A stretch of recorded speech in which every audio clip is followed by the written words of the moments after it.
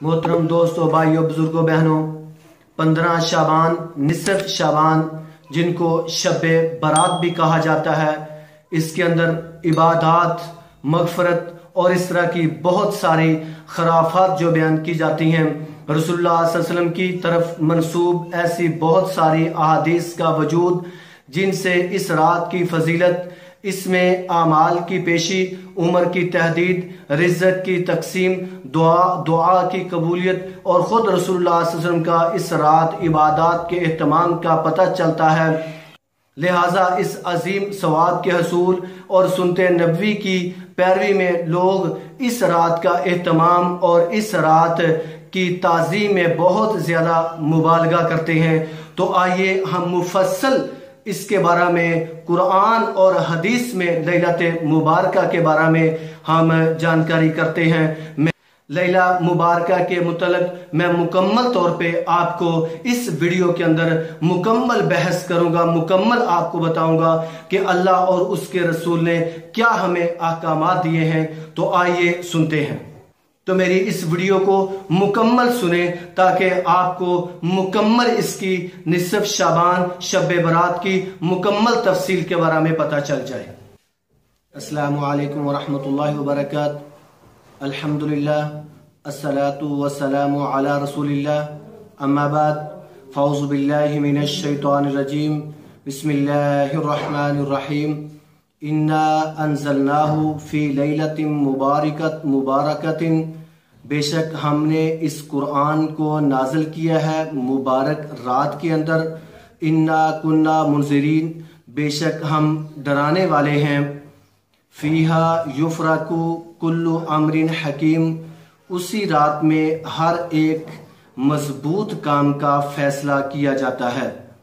फ़ीहा, उस रात में, युफ़रकु कुल्लु अम्रिन हकीम, हर एक मजबूत, हर एक मुहकम काम का।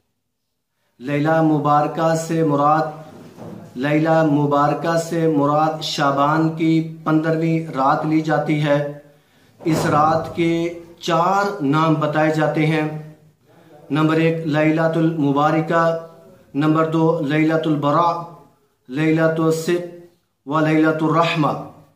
इस हर फैसला शुदा मामले की तकसीम, इस रात इबादत की फजीलत, रहमत का नज़ूल, नबी मुकर्रम सल्लल्लाहु अलैहि वसल्लम को इसी रात शफात से नवाजा गया। ज़ाहरी तौर पर इस रात में ज़मज़म का पानी बढ़ जाता है। ये इस तरह की बातें जो हैं वो आम हो जाती हैं, लेकिन ये सारी की सारी बातें सही नहीं हैं।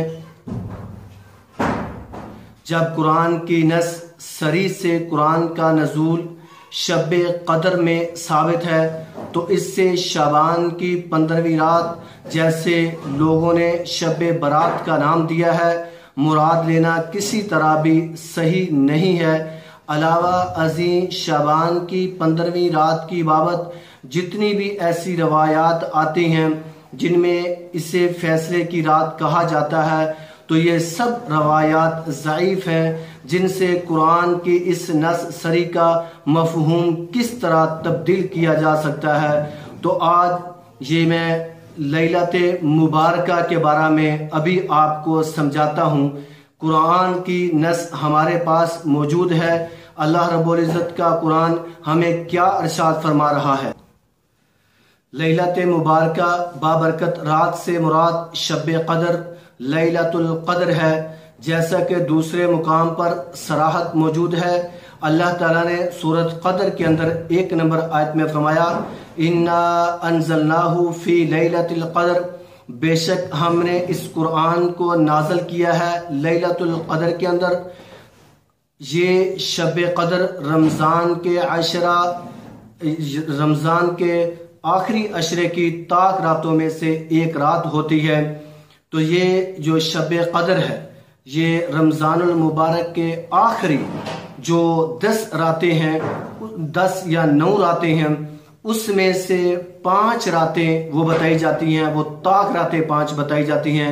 इसकी मुकम्मल तफसील सही बुखारी शरीफ के अंदर जो हदीस नंबर 20 नंबर है, इसके अंदर भी आप मुलाहाजा फरमा सकते हैं। اور اللہ تعالیٰ نے قرآن کے اندر فرمایا، ایک اور مقام پہ اللہ تعالیٰ نے قرآن کے اندر فرمایا شہر رمضان الذی انزل فیہ القرآن، یہ سورۃ بقرہ کی 185 نمبر آیت ہے کہ رمضان کے مہینے میں قرآن نازل کیا گیا۔ یہاں اس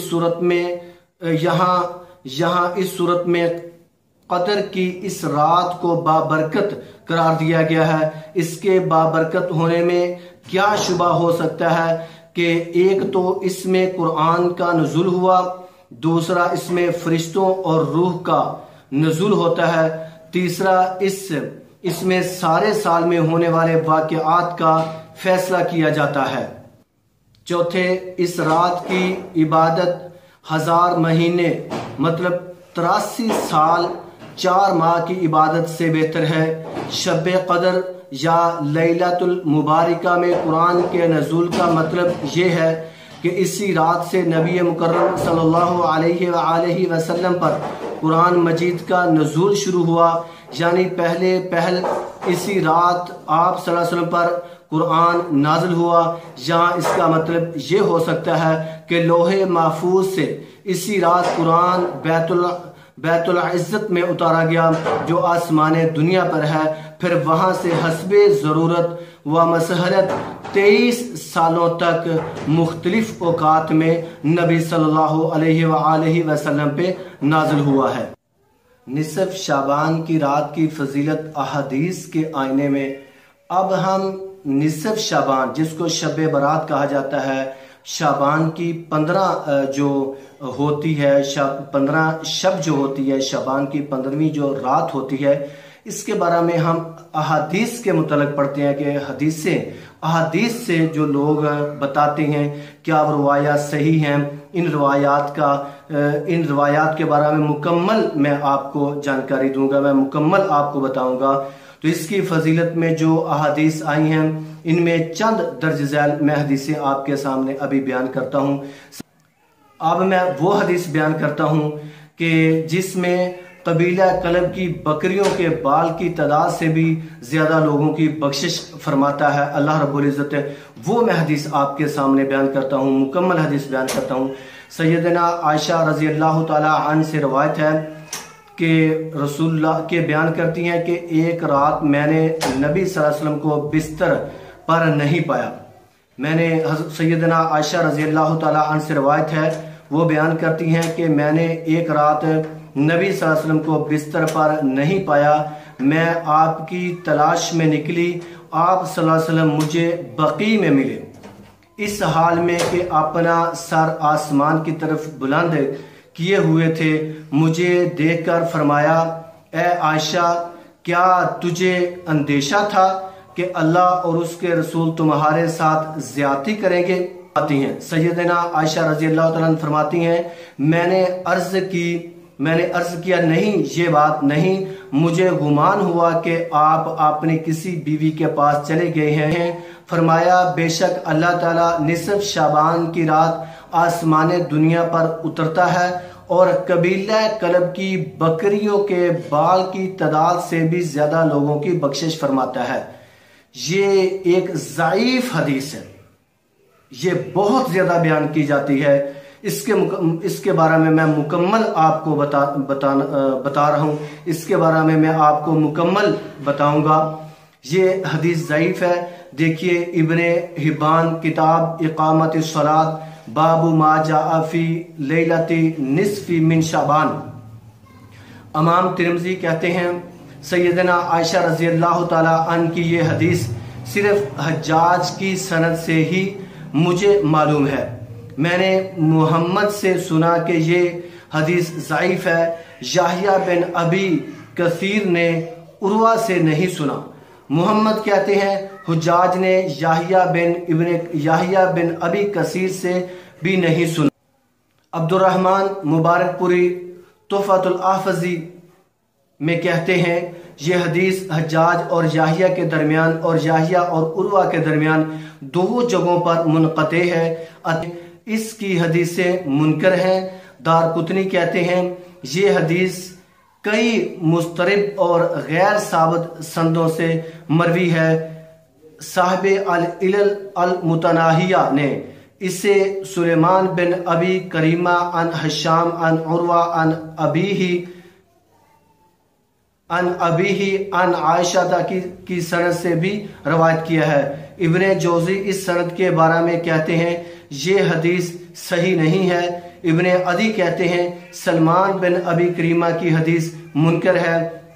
इसकी एक दूसरी सनद से अता बिन अजलान है जिसके बारे में याहिया बिन मुआइन फरमाते हैं वो भी कुछ नहीं, इसके लिए हदीसें गढ़ी जाती हैं। बुखारी ने इसे मुनकरुल हदीस कहा है। तो मोहतरम भाइयों, हमें इस हदीस के बारे में मुकम्मल पता चल चुका है कि ये हदीस मुनकरुल हदीस है, ये हदीस ज़ईफ है। इसमें बहुत सारी संदों के साथ बयान किया जाता है, लेकिन ये मुकम्मल संदों के साथ मुकम्मल जगहों पे ये रवायत ज़ईफ है।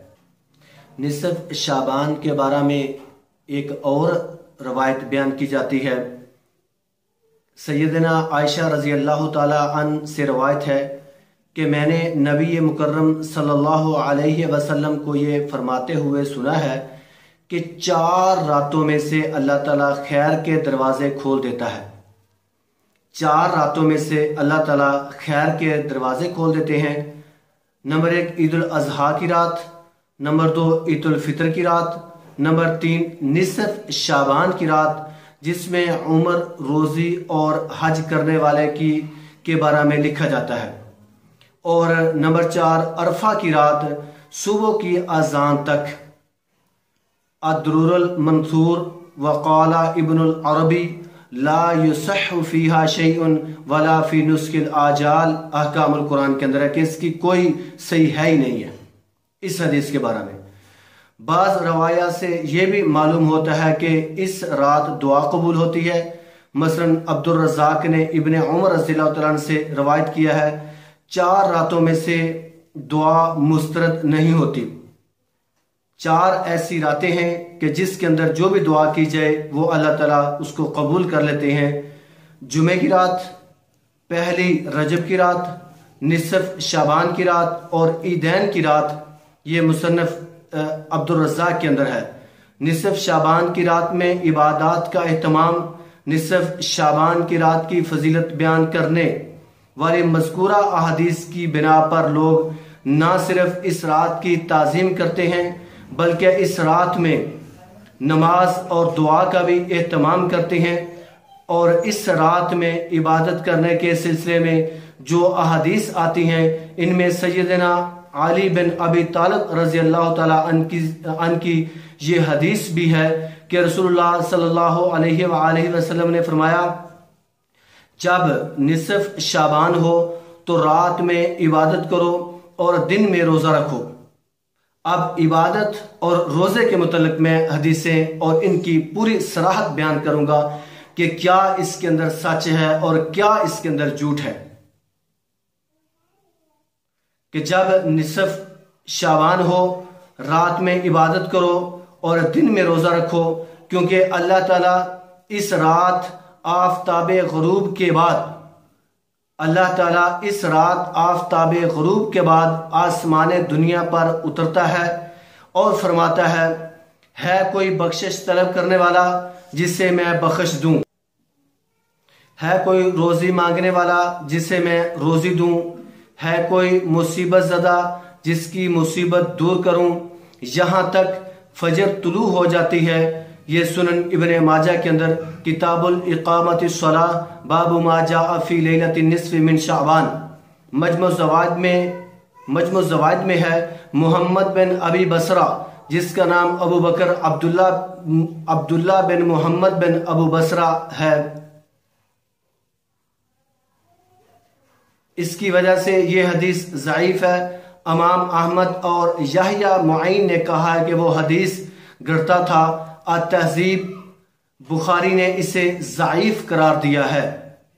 तो ये भी रवायत जो है निसफ शाबान की फजीलत के बारे में जो बहुत ज़्यादा बयान की जाती है कि जिसमें अल्लाह ताला बख्शिश भी करता है, जिसमें अल्लाह ताला रोज़ियाँ कोई मांगता है उसको भी देता है। बाकायदगी के साथ अल्लाह रब्बुल इज़्ज़त आसमान दुनिया पे आते हैं और अल्लाह ताला आवाज़ लगाते हैं।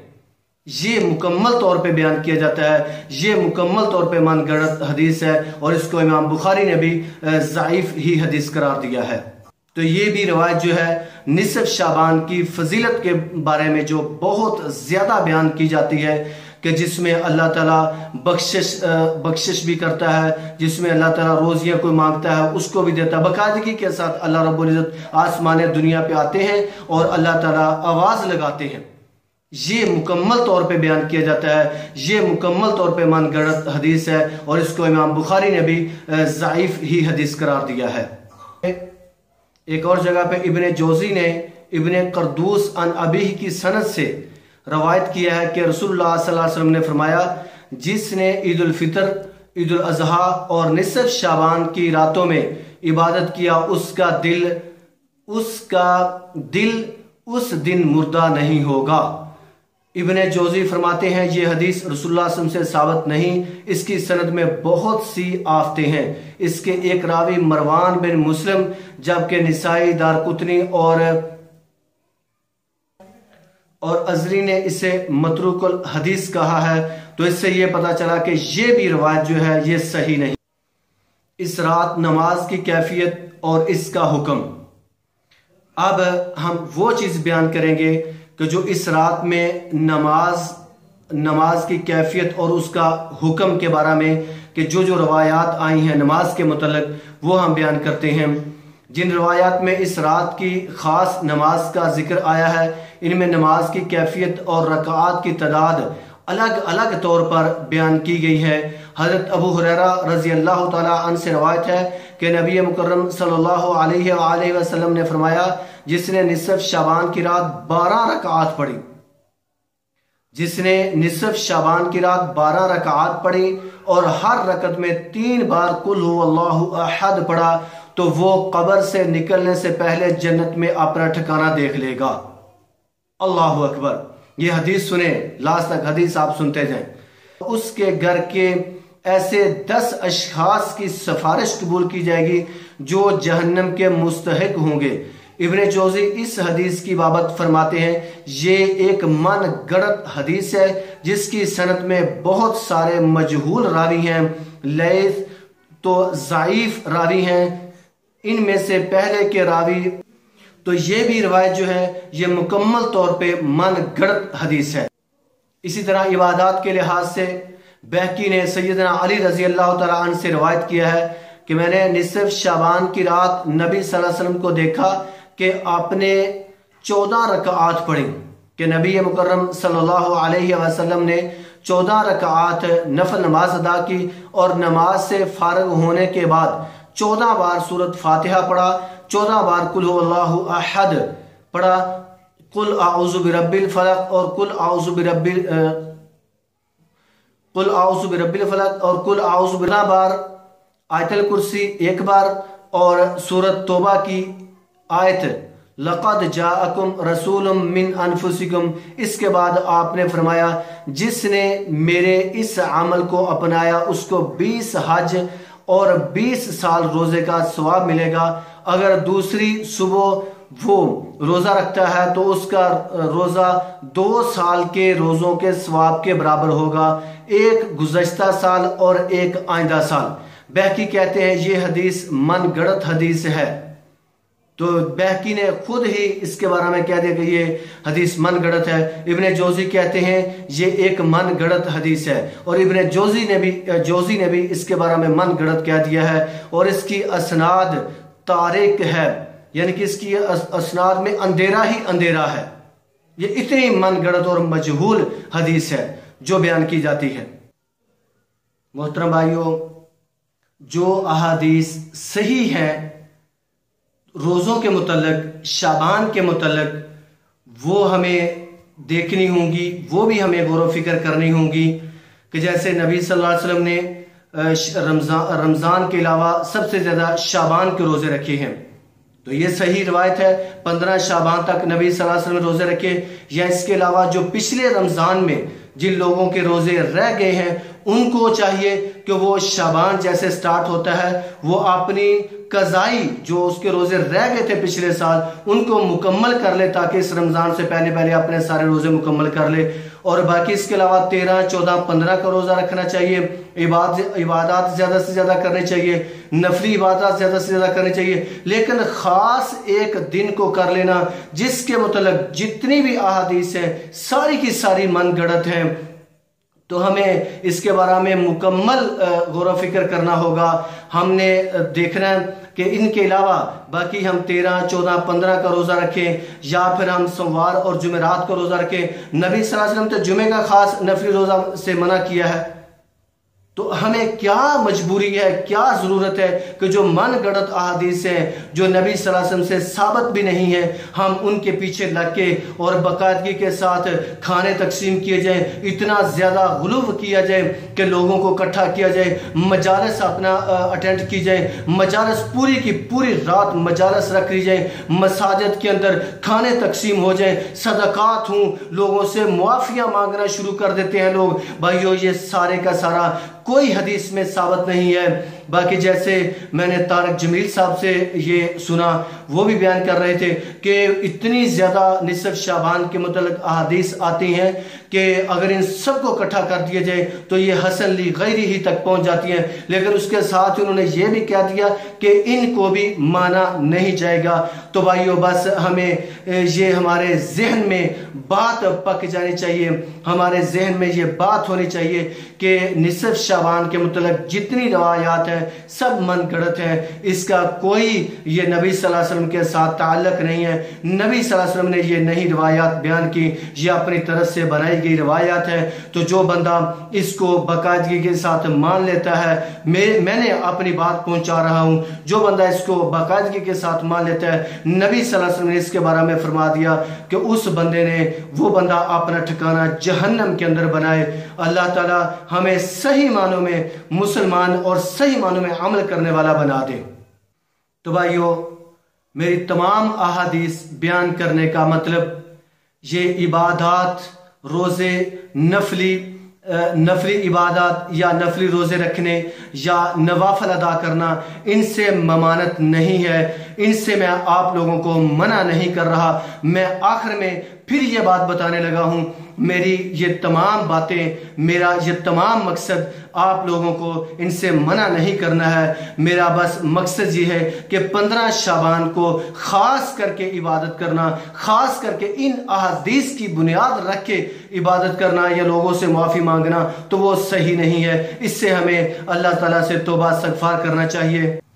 خلاصہ کلام یہ ہے کہ نصف شعبان کی رات کی فضیلت ہے جیسا کہ علماء اعظام کی باتوں سے معلوم ہوتا ہے، لیکن اس کا یہ مطلب نہیں ہے کہ اس رات کو کسی متعین عبادت کے لیے خاص کر لیا جائے، مثلا رات میں نماز پڑھنا اور دن میں روزہ رکھنا، کیونکہ اس بارے میں رسول اللہ صلی اللہ علیہ وآلہ وسلم سے کوئی قابل اعتماد حدیث کا پتہ نہیں، جبکہ کسی کی رضامندی کے جبکہ کسی عبادت کی قبولیت کی 2 شرطیں ہیں، صرف اللہ تعالیٰ کی رضامندی کے لیے ہو اور سنت کے مطابق ہو۔ اگر کسی بھی عبادت میں ان دونوں میں سے کوئی شرط وہ ختم ہو جائے، مفقود ہو جائے، تو وہ عبادت قابل قبول نہیں ہوتی۔ اللہ سے دعا کرتے ہیں کہ اللہ ہمیں صحیح معنوں میں عمل کرنے والا بنا دے، اور جو میں نے سنایا سب سے پہلے مجھے اور آپ سب بھائیوں کو اس پہ عمل کرنے کی توفیق عطا فرما۔ اقول قولی ھذا استغفر اللہ لی ولکم۔